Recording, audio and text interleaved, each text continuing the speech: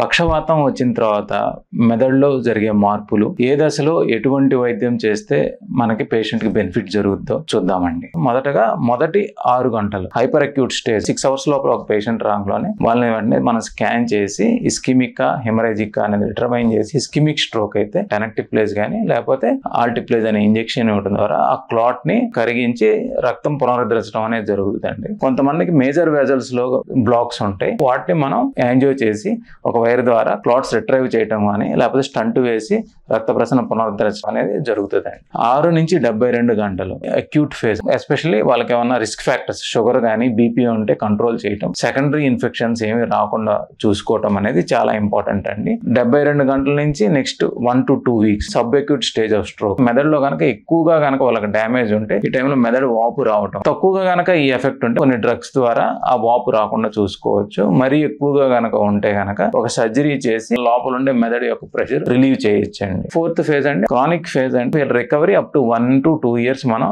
చేయొచ్చు. ఇది mainly physiotherapy ద్వారా, వాళ్ళ యొక్క రిస్క్ ఫ్యాక్టర్ కంట్రోల్ ద్వారా, వాళ్ళ ఫుడ్ హ్యాబిట్స్ మార్చడం వల్ల దీన్ని మోడిఫై చేసే అవకాశం అనేది ఉంటుందండి. సో మనం కరెక్ట్ టైంలో రెస్పాండ్ అయ్యి వాళ్ళని ప్రాపర్ సెంటర్ కనుక తీసుకెళ్ళగలిగితే వాళ్ళ యొక్క డిసెబిలిటీ లేకపోతే వాళ్ళ యొక్క లైఫ్ రిస్క్ అనేది చాలా వాటికి మనం తగ్గించవచ్చు అండి. Thank you.